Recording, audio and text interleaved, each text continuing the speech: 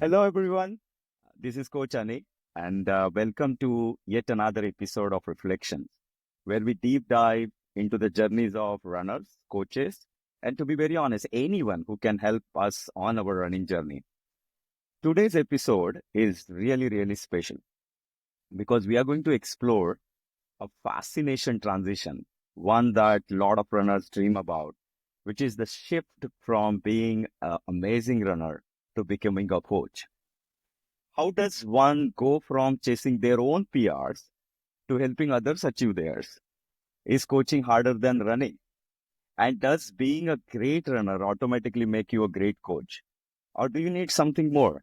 We are going to explore all that, listeners. So whether you are training for first 5K, pushing for that full marathon, or simply looking for an inspiration, no matter where you are on the journey, I think the lesson from today's conversation will push you to think bigger, train smarter, and most importantly, let you embrace that mindset of growth. So, with that, let's dive in. I have with me three amazing runners of RHWB who are now coaches. Welcome, Ajay, Sam, and Arathi. Thank you for joining me in this episode of Reflection. Why don't we let's start with some quick introduction? Arathi, let's start with you. Right. Thank you, Coach Ani. I'm excited to be here. A little bit of myself. I grew up in a small mining town in India called Kudremukh, where my dad worked as an engineer. It is nestled in the Western Ghats in Karnataka. It's a picturesque area known for its lush landscape, tight-knit community, and even a backdrop in some of these Bollywood movies. That is where my love for sports began. Yes. So I always was on the move, explored all the sports that school had to offer. And by sixth grade onwards, I'd started representing the school for basketball, table tennis. And it was in my 10th grade that I uh, reached the peak of my sports journey by winning a gold medal at the national level. So that was the peak of my sports journey. Since then, sports has taken a backseat. Fast forward many years later, now I live in Princeton in New Jersey, wear multiple hats. I'm a mother, I'm a marathoner, a running coach, yoga instructor, and I balance my career at Morgan Stanley with my love for movement. So I joined RHWB in season 9, and since then I've done a couple of half marathons and one full marathon, and this is my second season coaching. I'm excited to share my running journey with you today. Awesome, Aarti. Actually, I recorded reflection podcast with many runners, but the Uh-huh. a gold medal winner, this is going to the first time. So I'm equally excited. Welcome. Ajay, over to you. Hey, Coach Ani, Arti, and Sam, thank you. So, I want to start my introduction with something different. Just like being part of RSWB, we always been taught to think outside the box and do some things which make you vulnerable. So, we have this CP song going on at RSWB. I want to start with the song. All right. राह में उनसे मुलाकात हो गई जिसे डरते थे वही बात हो गई आहा आहा. So what I mean here is in this journey called life, I came across RHWB and I fell in love with it. It is back in 2021, that summer, I was having a dinner conversation with my friend and now coach Saurabh and his wife. And they couldn't stop boasting about RSWB and its community. And I said, hey guys, stop, I will join. And since then, I've been 8 seasons with RSWB now. And if RSWB was an education center, it would be a bachelor's of running by now. I've been coaching for last 3 seasons. Again, from education perspective, it would be like 4 seasons. I would say masters of running. And inspiration from Coach Ani and others. I have already done 3 full marathons. And I would say if there is something called doctorate or PhD, it would be 10 marathons. That's in my own definition. And if I leave this conversation without mentioning that Coach Ani was my first coach, he would kill me. You've done a great job, Ani, turning a naive runner into a full marathoner and a coach. You must be very proud. And I'm looking forward to sharing more about myself in this podcast. Yeah, I was about to say that, Ajay. Thank you for bringing that in. A little trivia. I was the coach for Ajay's, I think, first 2 or 3 seasons. 5.0 runner, he and his wife. Amazing consistency, amazing commitment, and amazing resilience. So I'm absolutely not surprised the way your running journey has unfolded, Ajay. I'm really proud. Thank you for accepting to share your journey with us on the reflection. So Sam, over to you. Sounds good. So I'm Samyukta. I go by Sam. I live in Charlotte, North Carolina. Not a lot of RHWB runners here. I think there's 4 or 5 of us that I try to stay in touch with. But I've been with RHWB for about 7 seasons now. It's went by pretty fast. Definitely started off around COVID and has wrapped up really well. I'm not a runner, lifelong runner to start with. I only started running, I want to say about a decade ago. And most of it was fun 5Ks that I used to run with my friends and for the hot chocolate at the end, that kind of thing, or just fun stuff. And then one day when I was at YMCA for my regular strength training and things like that, they had this thing where they gave out routes to run in outside, nice neighborhoods to run in. So I decided, okay, let me go try it out. What is this outside? Because I only used to run in a treadmill till then. And I ran outside that day. It was such a beautiful day. And the houses that we ran were so beautiful. And it just felt like my eyes were opened. And I was like, I've been missing out on all of this by running inside the gym all these years. And it was a point of no return. I started running outside regularly and it kind of built from there. Saw other runners, built a community, that kind of thing. But I also have to say, a lot of my extended family is in RSWB. Coach Suja, Aparna, and Coach Swati are my aunts, and Coach Vats obviously too. So I was in some family vacation with a lot of them, and I'd been running 5Ks and 10Ks, and they were like, "Wait, what are you doing? You should join RSWB. And you should be running half marathons now, enough of those 10Ks." And that's kind of how it all started. And I thought I'd give it a shot. And from there, I've run multiple half marathons, multiple marathons now, and training for another one this season as well. So it's just been an amazing journey. And I started coaching as well this year. So this is my first season as a coach. And I'm fresh out of the RSCA coaching training. So it's all up in my head right now. I'm really enjoying it and very excited for what's to come. You're doing amazing, Sam. Let me tell you, there are very limited coaches who got a referral. So Srivatsan, as you know, great friend of mine, and he said, "Hey, talk with Sam." And I remember giving that call to you, Sam, if you are interested in becoming the coach. And I'm so glad you accepted it. And I am in your court's WhatsApp group, and I see the way you are driving your court is just inspirational. Again, thank you for joining us. So this is what we are going to do. We are going to talk about your running journey because a lot of our listeners, as you know, are the runners, 5K to full marathoner. I want to talk about running journey, and then we get into from being a runner to becoming a coach. So we'll delve into that. So Ati, let me come back to you and ask you, how did your running journey begin? I know you are the gold medalist, but you had a long break. And then post that, again, you came back to the running. Was there any specific moment or maybe an experience that got you hooked? Yes, I have a lot to talk about it. So my running is a two-phase story, right? So phase one and phase two. So let me split it that way, right? So the first phase of my running journey started in 2013. So, but the seed was planted earlier than that. So it goes back to 2012. While I was working for Merrill Lynch in New York City, my manager, she was a marathoner and a triathlete. She would always share her training stories and, her training, her races, all that. I used to admire her for her dedication. And I secretly wished if I could do the same. But it felt like an out of reach thing for me then.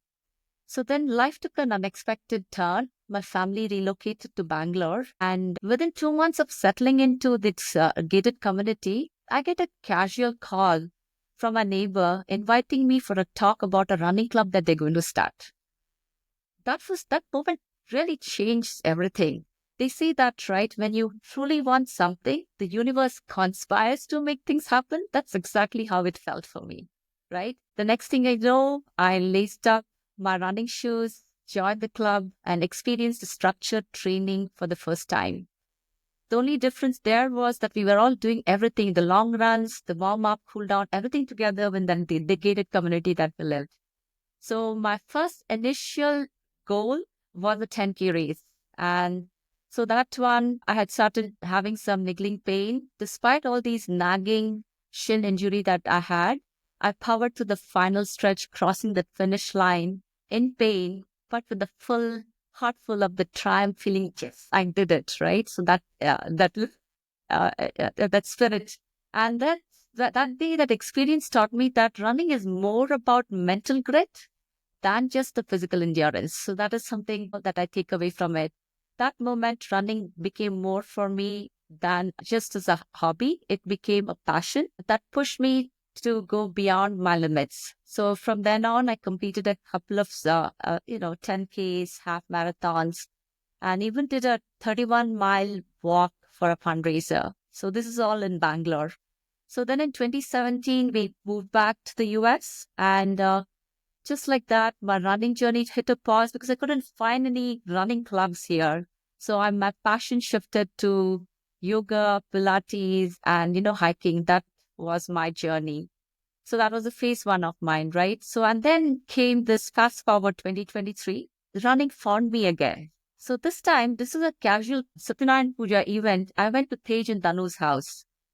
So every conversation there led to the same topic, RHWB, a running club called RHWB. They live in Edison, and there is this, everything is done through this Final Search app, and you can train from anywhere in the world. That really inspired me. And that evening, when I came back home, I decided I need to sign up, and I signed up for a half marathon training, eager to reignite my passion. So more importantly, I also wanted to inspire my son to join this. I wanted him to take on this running journey sooner than what I did. So that was my another, inspiration for joining the club. So the next thing, I've got into this program. Despite my demanding New York City commute, I committed to the training, checking off my runs like a clockwork. But one thing I must admit though, I overlooked some of the key details. And on the race day, I faced another challenge, that is pouring rain. It was pouring cats and dogs. But I had the single-minded determination that I should be crossing this finish line. This is a comeback for me, like after a 5-year break, right? So it was mainly a statement to show to my son that, hey, your mom can also run with you, like I could, run with him along with him. So that was a good, that key joy that I experienced. And then the following summer, I pushed my limits further, completing my first full marathon. This is something that I'd set the seed 2012 that I once thought it was impossible. I was about to, I couldn't make that possible on that day. So that is my, first phase one and phase two of my story. Let me tell you this thing. I think your intentions were very clear since beginning. A lot of runners, the running starts with RHWB club. But I think with you, you were doing one thing or other, making sure you are in this world of fitness. And I think RHWB just did happen. And we are lucky to have you. But that is an amazing inspirational story. Ajay, let me come to you. I know you started the running journey with me, with my cohort. But was there an incident where you said, man, this is my thing? Was there any moment where you just got hooked up to it? Because now it's 8 seasons long and you're still here. Yeah. So, Coach Anira, you're right. So I started my structured running program with RHWB in that summer season of 2021. And to be honest, that season felt very daunting to me. Running 4 times a week, I had not thought of, right? Like when you're not in a running program, I had not thought of. So I did complete that season. But what got me hooked was it was this RSWB race day for that summer 2021. And this one person, he inspired many of us knowingly or unknowingly. This guy, he was on a mission. Like on that particular race day, he started his run at 4 a.m. in the morning and he set out on his ultra marathon 50 miles run. And first time I was experiencing this, that Coach Bala and then few others were providing this minute by minute and mile by mile update on WhatsApp. And it felt like I'm actually running with this person. While I know this person, but it felt like running. And there were ups and downs, like, okay, you're running a 50 mile, it's not an easy thing. And when this guy finished his run, just to disclose his name, it's Coach Deepak, right? When he finished the run, it felt like I myself have finished the race. So that kind of a moment wherein I kind of felt that somebody amongst us is achieving this extraordinary feat, I can be also doing those things. And then I got hooked into running at that moment. Wow, man. Yes, Coach Deepak, I was there, by the way, when he finished his 50th miler. And yes, it was a fascinating experience, right? Somebody triumphing over such a long duration of run. At least even for me, first time I have seen that. And it was just very motivational and inspirational. Amazing. Sam, how about you? So I think I touched on my running start a little bit. It really started off as a warm up to like strength workouts that I wanted to do. So I would always like do like a 5 minute cardio before I like did any other workout. And that's kind of how I like started running in the first place, like on a treadmill, and then graduated to doing that outside.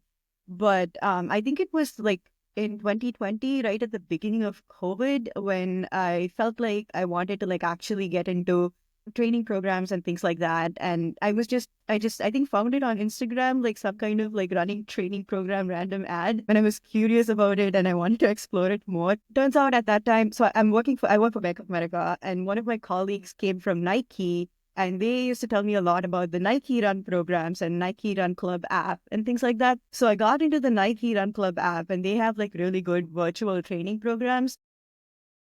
In the city where I live, like, I mean, all of this kind of happened, kind of like what you were saying, Arti, universe kind of conspires to make things happen. I got my hands on the virtual training program, and I found this great 10K race in my city. And I was like, okay, it seems like I need to put these two things together and train for an actual race instead of just doing this running around the neighborhood sort of thing. So that was my first introduction to like actually like going through a plan, and like Ajay said, running 4 times, 5 times a week. And also kind of realizing that when you're actually training, not every run is the same. Like you can do different things to improve different parts of your like running experience, like fast runs, slow runs, that kind of thing. So it was a little intimidating to start with, especially because I didn't have a coach. I was going off of like a virtual program, but it was still like good enough to get me hooked into it. And then from there, I really like enjoyed that structure. Like I've always loved being a student and loved being in school. So like kind of having that structured program, week 1, week 2, week 3, and kind of seeing that progress, I think was what really hooked me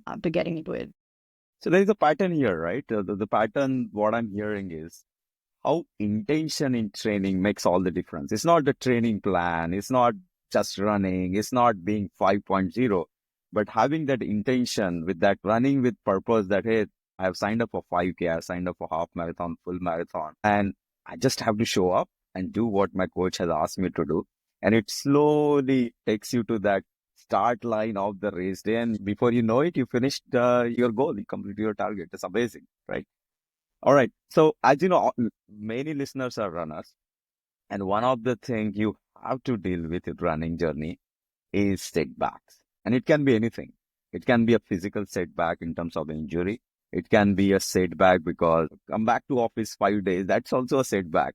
Or it can be it's super cold outside and I hate to run on treadmill. That is also a setback in a training plan. That it's an obstacle. So let's talk about setbacks because you guys have been amazing runners. I'm sure you have gone through a lot of setbacks. So is there any one setback, Aarti, I'll come to you, which you'd like to share with our runners? What was that setback and how did you manage to overcome that? For me, the biggest challenge, right, it was learning to listen to my body, right? So early on, I pushed through pain and injury. Like the first Inky when I did, like I did not do enough set training. So I had this shin injury. That was a clear reflection of that. So, right. And then for me, all these pain injuries, it was thinking that stopping meant failure. Like that was another thinking process, right? That you all have. That mindset led to setbacks, right? Because and so now over time, I've learned that recovery is just as important as training. So now I focus on strength training, yoga, proper rest, and to stay injury free. So that is the biggest learning for me in terms of, you know, how Do I not deal skip with strength setback. training. Do not skip Yes, yes, rest. Do not skip yes. stretches. Do not skip warm up. Yeah, very well said. Ajay, how about you? Any setbacks? Yeah, I just want to start with a quote I remember from Dr. Martin Luther King. Just last month, we had one of the event. So it says, we must accept finite disappointment, but never give up on infinite hope. So thing is, like, I've been running for 8 seasons, and then almost 6 seasons I was injury free. I felt like, okay, you don't get injured. But last year was difficult. I had groin injury to start with that set me back for like a month. And then I had a back injury which set me back again for a month. But what it has taught me is to be humble. Running will humble you, and that is okay. It's not about never failing as such, right? It's about learning, adapting, and coming back stronger. And that's what I think this community, RHWB community, has helped us to understand that aspect and continue to keep going. Yeah. Yeah, the setback never defines us. Is how we overcome them, is how we get defined. Amazing quote, by the way, Ajay. Sam, how about you? Anything interesting to share with our runners in terms of setback? Yeah, I think I have a couple of like sustained injuries over time. I think I'll pick one to talk about. One, I think that's kind of been constantly bothering me is plantar fasciitis and like feet related issues.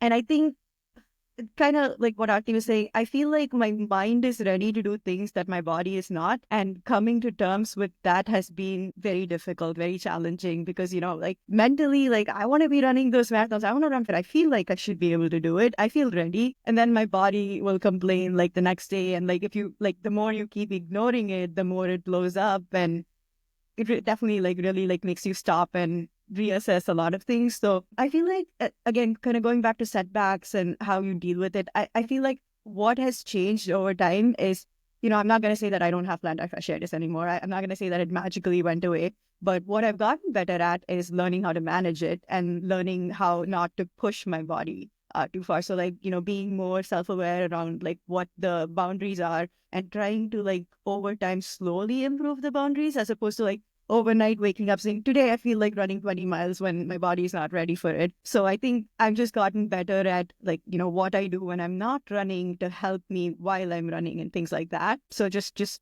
become better at managing those setbacks. Isn't that a real transformation as a runner? In the sense, you never ran in life. You join RHWB, first season. Your body is not ready to do what your mind is trying it to do. Then you complete the race. You get hooked up to it. So much habitual to it that you are ignoring your physical body pain. But that's where I guess making sure you're humble, making sure accepting some of these setbacks and addressing it is very, very clear. All right. On your running journey, one more thing which our runner deals with all the time is you go for a run and you are not able to finish that. Some runners I know personally, they couldn't finish their races, right? So did you get any did not finish moment in your running journey? Either it's a long run, either it's a race day, either it's a season. But did you get that sense that, hey, I'm not able to finish this? And how did you bounce from that? Arti, any experience? Yeah, for me, I think this one more experience. This has been by not taking the nutrition properly, right? During my long runs, especially when I started training for my full marathon. There was this day when I just went on a run and I was supposed to do 15 mile or 17 mile. I did not take anything with me. I was no gels or anything. I just had something. So I went and I reached a point where I could not. I was completely depleted. I had no energy to take it any forward. And I think somewhere I stopped around 13 or 14, 13 mile. But that day I came back very, like feeling that I don't think so I can do a full marathon. This is not my cup of tea. Seems like it, right? And then, like my coach, Coach Manoj, he's really been an inspiration to me. Then he asked me a few questions. He said, come on, if you're not taking the results, something the body has to, we have this limit, right? Like when we deplete every resources, if you're not taking this nutrition properly, you're not going to get this. So it's all just because of that. And so he corrected me and I got inspired. And the next time when I go, I'm all fully ready with all the things. And that helped me push through. So the main thing what I want to take away is, like the nutrition, like everything. I think this whole running is a full package. It is a combination of nutrition, self-care, strength training, or your miles that you put in. And it's the how do you overcome these obstacles, right? It should not be just look at this as an opportunity that I learned something, that, hey, I'm not doing something, I'm not following certain process of the plan properly. So that was a learning for me. Yeah, So that's it's essentially okay. You couldn't finish, yeah, reassess, that's see what is going yes. wrong, and give it one more try because it's not your last run, last race. There is always a new day next day, right? Anything to add here? I did not experience, did not finish, but yeah, I think every race for that matter has been like a tough race, and every race is as well, right? I think I just randomly remember. It says like a quote which says, "It's okay to make mistakes as far as you do not repeat those ones." So yeah, or maybe learn from others for that matter. But I've mistaken in say pace management. Maybe I've gone too fast. I've dropped salt tablets in certain races. I've been furious that like my watch shows it's already 20 miles and then the race distance shows 19.2 or something like that. Right? So those uh, I watch and the actual race course miles showing different. So yeah, it's been different experiences. Take them as they come, and from those is what I go forward with. Understood. Sam, anything Yeah. incremental to add on did Yeah, not finish? I was actually going to say, I haven't DNF'd a race either, touch wood, but I have definitely DNF'd a lot of runs and I have DNF'd seasons. I'll quickly talk about the runs. Like, I feel like one thing that I want to like call out to people listening is sometimes you start a run and you don't feel like your body's ready for that mileage that day or that workout that day. There is no shame in modifying the workout. That's one thing I've learned. Like, I start out a 5 mile tempo run and mile two, like I'm starting to cramp. It's really not looking well. Do a 5 mile CP, So is that DNF? Sure, I didn't do the tempo, but I still went out and ran. So I think I've gotten better at sort of adjusting based on that day and doing the minimum viable thing instead of like trying to push when you shouldn't be pushing and then setting yourself back a couple of weeks. But as far as DNFing seasons, I think this was like one of my big bummer stories. My first season with RHWV was a half marathon training season. I was doing so well. I think I was like really eating up the coaching and like having like a coach to work with and this amazing training program. I was like in my late 20s then, I think, and I was feeling so invincible and hitting great paces. I was doing a couple of like 9 minute miles, 10 minute miles, like stuff that I've never done in my life. And the last run of peak miso before the marathon, the 10 miler before a half marathon, I was just feeling so good that day. The last couple of miles, I was like, okay, I've done a couple of 10 minute, 9 minute miles. Let me try and get that one 8 minute mile in. And the last, like, it was about almost over. I started feeling some pain in like my core. And I was like, no, there's just like one more mile to go. I can do this. And I kept pushing and totally messed up like with a major hip flexor injury. I thought I was okay. Like I managed to finish that run, but I could barely walk back home and I couldn't move for a few days and definitely no running for the next few months. It was so bad. I was so close to the half marathon and I like signed up for the race and everything. And I think I had to like come to the realization. I was talking to Coach Watts, who's my coach then, and it was like, it sounds like I'm not going to be able to do a half marathon, which is such a bummer for your first season. And I had to like give up on that season, and I took a like long break, and I started walking again, doing some more run walk, and I finished that season out with like a very slow like 8K or something like that, just to like cap it off. I felt like it was my first season, so I really felt like, oh my God, like this is it. Like I ruined it. Coach Butts was like very optimistic and he was like, no, it's okay, try again. You'll do it next season. It's like, well, you seem very confident. I don't feel that confident. But I did. I mean, I came back and I did more half marathons. I've done marathons since then. I don't know that I've attempted 8 minute miles again. I feel like I have a mental block now. But I am a stronger runner. I can run much longer and I feel better after running. So it's just been an amazing lesson, just knowing not to like over push it, overdo it. You rightly pointed out, doing something is always better than just keeping it or doing nothing. Because that's going to build that consistency, which is more than speed, more than talent. That consistency is what going to truly transform you as or individual as a runner. Amazing. So great stories from your running journey. Now let's go to the coaching aspect of it. I said at the start of the podcast, right? Everyone chases their own personal records, PRs, right? Handles their own setbacks, injuries, handling their training plan. From there, what inspired you to take the leap into coaching? Was there any moment, was there any coach, a mentor who basically asked you to do this? But exactly what influenced you? Yeah, for me, I think it's the RHWB community played a huge role. Seeing the transformation in others, the confidence, the discipline, and the sheer joy that running was bringing in the people, like all those WhatsApp messages made me want to give back. So that was, something that was, it's very infectious actually. It's contagious, I would say, right? So I realized that coaching isn't just about pace or mileage. For me, I'm not a great runner, right? It's all about building that mindset of resilience and self belief. For me, that instilling those qualities and pushing your own limits slowly but surely, trying to see what you could do more, right? Like constantly exploring your own capabilities. So that is all the aspect, and that is the leap. Like, for me, that's the inspiration primarily from a coaching angle. It's the self It's belief an and incredible resilience. Yeah. takeaway, actually. Ati, incredible takeaway. I mean, I like the way you put it. Coaching isn't just about giving advice. It's about Right. inspiring belief in what's possible. Really amazing. Ajay, what 8 season, and I think you are now coached for 3 seasons. That's But what was that pivotal moment where you thought, you know what? Yes, I'm gonna be a runner, but I really want to, give back to this community. Yeah, I think you're going to find the same theme across. So, as such, right, like being 6 seasons or so at that point in time, a runner, it changed my life. And pretty much, I wanted to give back to community. I wanted to help others experience that transformation as well. Mm.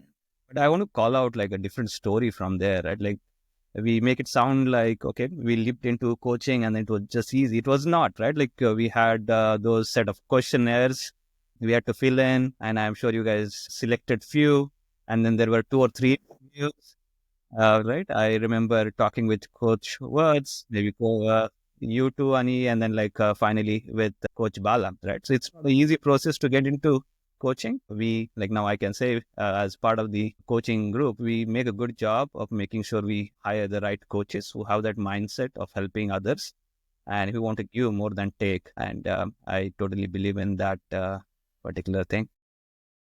Yeah. Yeah, I remember I personally have spoken with you about coaching, and it's not per se quote unquote the selection process, but it's about finding out what's the intent, what's driving you to become the coach. Because in RHWB, there is only one mission, that what is best for our runners, right? Who are those people who are passionate about this world of long distance runner, who wants to really give back to the community, and it's all about just understanding, is that the vision you are also carrying, right? Last thing we want is you signed up for the coach, come back on the other side of the table and understand the complexity involved in the coaching. As Ajay pointed out, it's not a straightforward thing. You should not feel like you signed up for the wrong thing, and hence that process. But thanks for calling that out, Ajay. Sam, how about you? What what was that inspired you into coaching? I know your 3 aunts, Srivatsan, you're surrounded by RHWB coaches, and I kind of know the answer, but you have to find something within Yeah, to take this leap. yeah, absolutely. I'm gonna challenge you on whether you know the answer here, but All I right. feel like for me, coaching has been a little bit of an extension of what I do with like my own runs as a runner, and really like Coach Watts has been like extremely instrumental in helping me develop that mindset.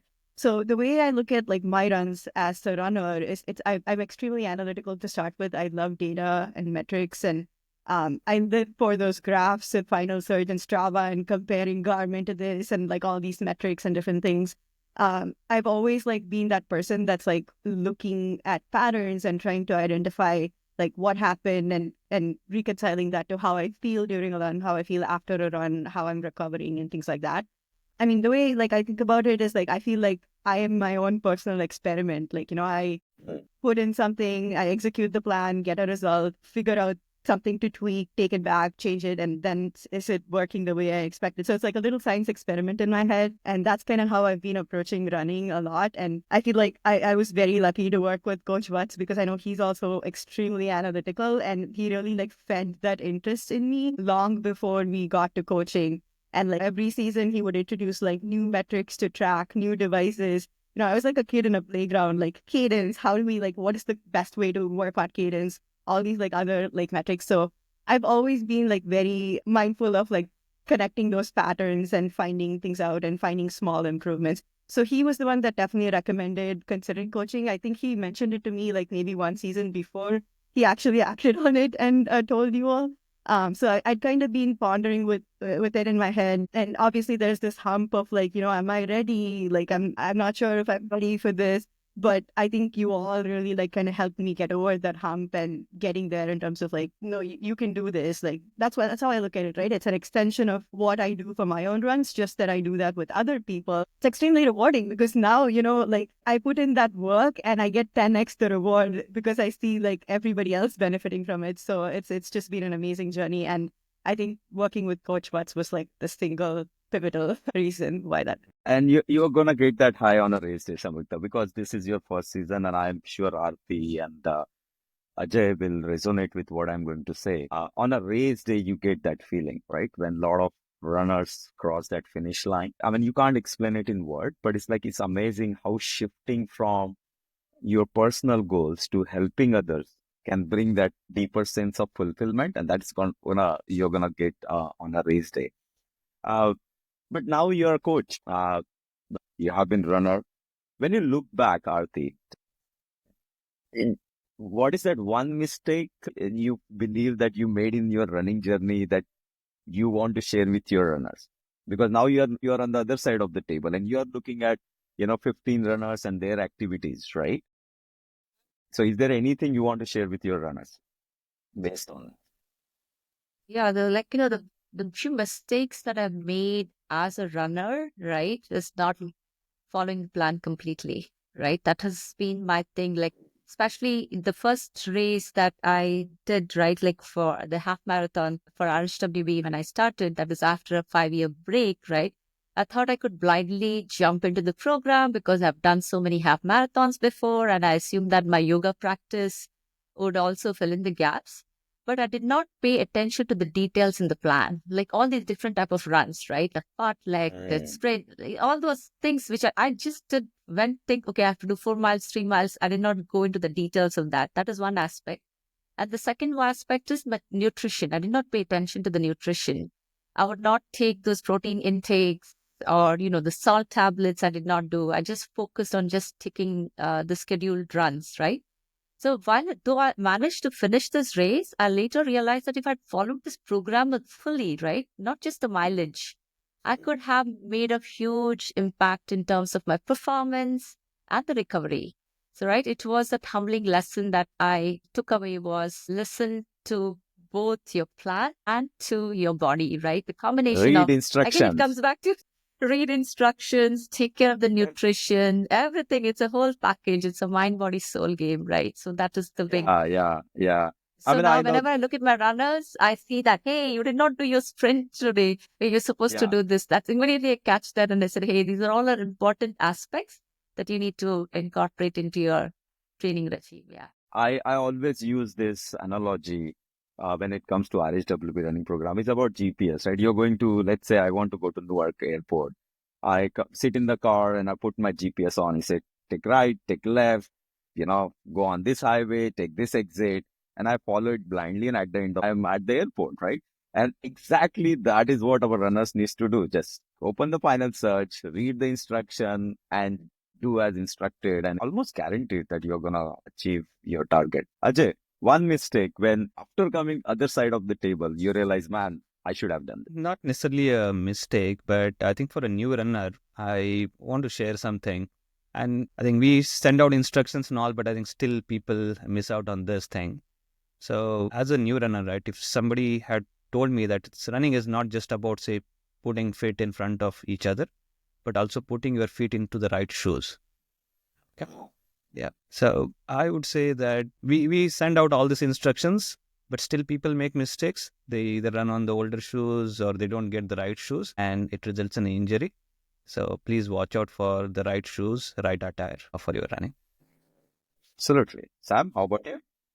So I think realizations have been more around what I'm doing when I'm not running, mainly around sleep and recovery. So I used to be like, I've done a few mesocycles or seasons on 5.0, right? Like, and I think in my head, my job is to check everything off and get everything done. There's a way to go about it. And I think that's what I'm realizing more. So sometimes, I miss like a Thursday run, and then I'll do a strength workout on Friday morning, compensation run on Friday evening, and long run on Saturday morning. I got everything done, but the intention and the efficiency of all these workouts have now like drastically reduced because I didn't have enough recovery time between these. So like, I think when we say following the plan is important, you have to be mindful about recovery too. It's not just doing everything in that 1 week. It's on Tuesday for a reason. It's on Thursday, and then there's a gap day before your long run for a reason. Pushing that long run to Sunday, you're missing another recovery day before Monday, right? And in my head, I used to think, well, I got everything done, and not see results because I wasn't recovering well. So I think recovery has been like one of my biggest takeaways after coaching, after like learning more about training programs and things like that. Don't pile up.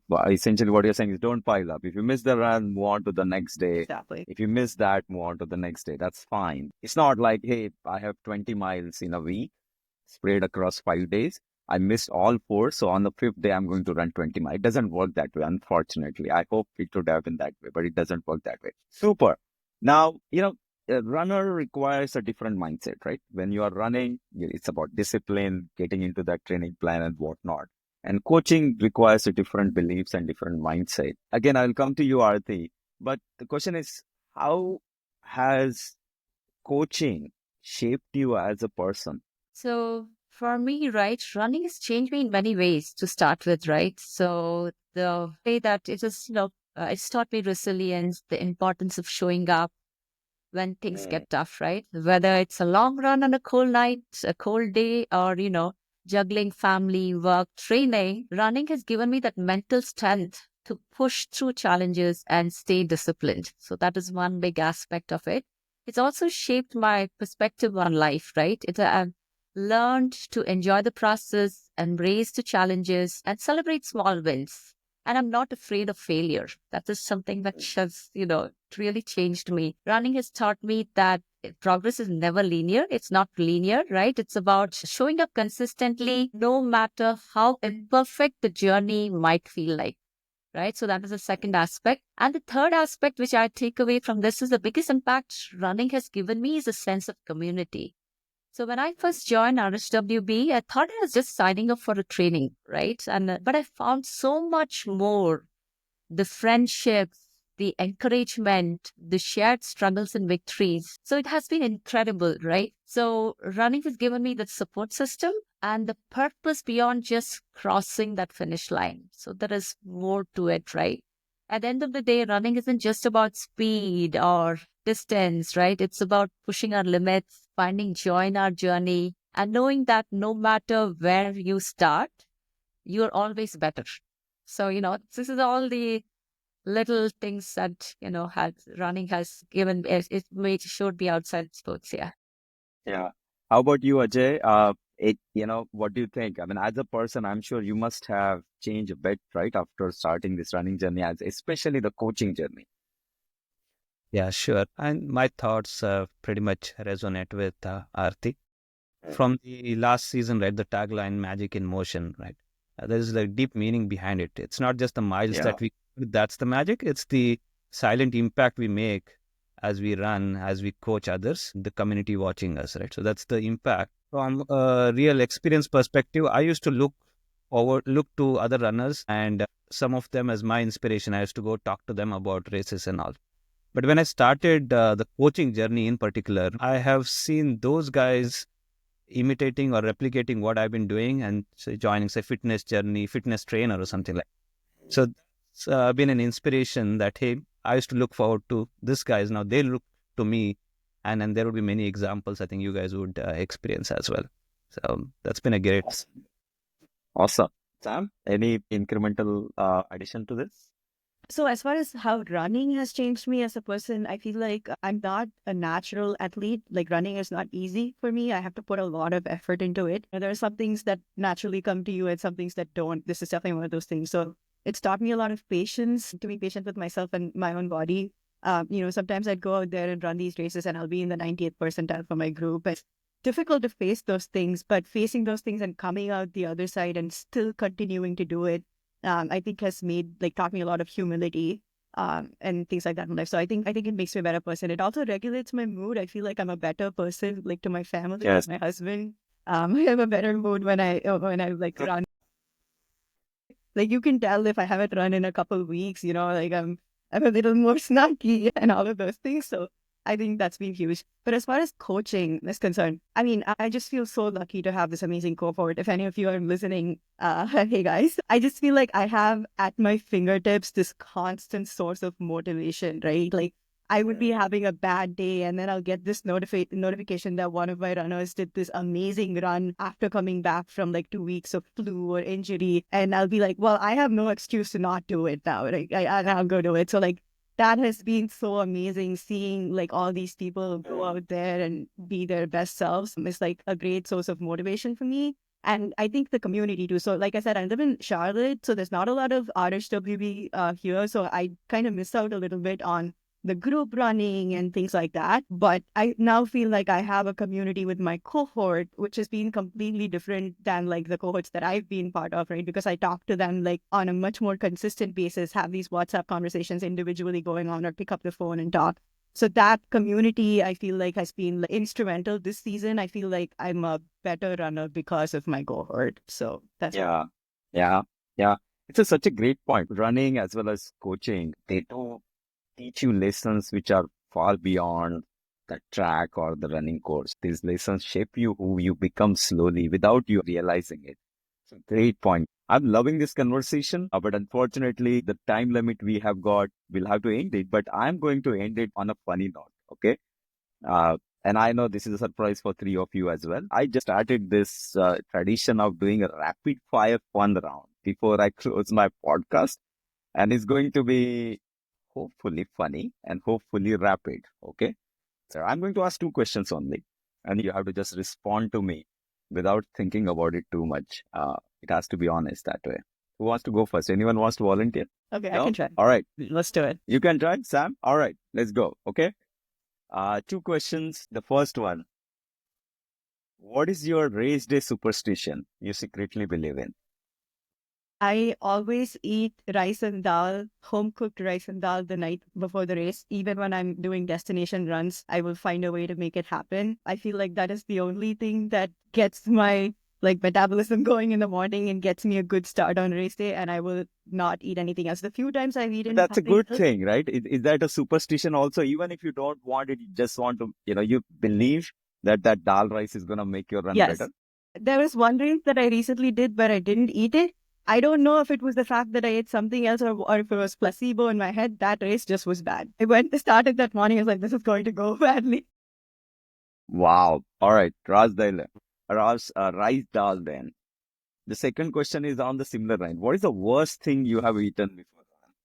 So that's, yeah. I think I had pasta in this Italian restaurant like a couple races back. Terrible diarrhea the next morning, like TMI here. But I do not recommend this at all. Like, this is why I feel like I go back to my original plans. Yeah, thankfully I stayed about 5 minutes away from the race. So like I had more time that morning, but you don't have that luxury always. So highly recommend planning that race night meal. Okay. All right. I love pasta actually. Pasta is my go-to thing before the run. It's falls under carb loading, so I do that. Arti, I'm coming to you. Ready? Yes. What is the most ridiculous excuse you have given yourself to skip the run? Either yourself or your coach. Which you think it was ridiculous to say that? Ridiculous excuse, right? You're saying ridiculous. Could not wake up in the morning. I have but primarily ridiculous excuses. I'm not feeling too well. That's the most ridiculous one. The body is in pain. I could not do the run or whatever. Right? Yeah, that's an I easy do one that to sometimes. say. I know. Sorry to put you on spot, but just wanted to, get those funny bones going. But yes, I have done that. Hey, sorry, coach, I couldn't do this because I was not feeling well. I'll give you the simpler one. Finish this sentence for our runner, right? You know you are now a permanent runner when When you are having the confidence to take on any, it's not about the distance, but any race that you're able to do. All right. Yeah, no matter how the weather is, how you are feeling, but having that confidence that you can do it, that's when you have become a runner. The All right, grit awesome. and yes, yeah. The, All yeah, right. grit and Ajay, I will tenacity. come to you. I have a nice one for you. If you could have any celebrity as your running buddy, who would that be? Any celebrity as running buddy? Yes? Don't say Saurabh. He's a celebrity in his own way. No one in particular, man. I would run with say my wife. All right. Well played, buddy. And the last one, what's the weirdest thought you have ever had during a the weekend long run? Did you have any weirdest thought? Well, I think that's like pretty often on the long runs. Like you have a plan for like say running 10 miles or 15 miles, and you're like in 12th mile, you're already thinking about, or like even even on the first or second mile, you're already thinking about, okay, now it's feeling easy. I can do this. Seventh or eighth mile, you're struggling, and I think by the time you're 14th, 15th, you're like, okay, I can do more. It's like that's the thought that like, hey, I can keep going and keep going there. All right. Okay. Amazing, incredible conversation, folks. First of all, really, really thank you for agreeing to do this, right? I know you have been amazing runners, and what you are doing in coaching is also very, very amazing. So thank you for sharing your stories. We heard stories of your first races, setbacks, comebacks, journey from becoming a runner to a coach. So to anyone who is listening to this podcast, and if you have ever doubted yourself, whether you are training for a 5K or chasing that marathon PR, remember, you don't have to be the fastest. You don't have to be the strongest. You don't have to be the most experienced runner to call yourself runner. All you have to do it is show up and do what is assigned to you. Huge thank you to Ajay, Sam, and Arathi for sharing your journey, wisdom, and even having a few laughs with me and with our listeners. Thank you for tuning in.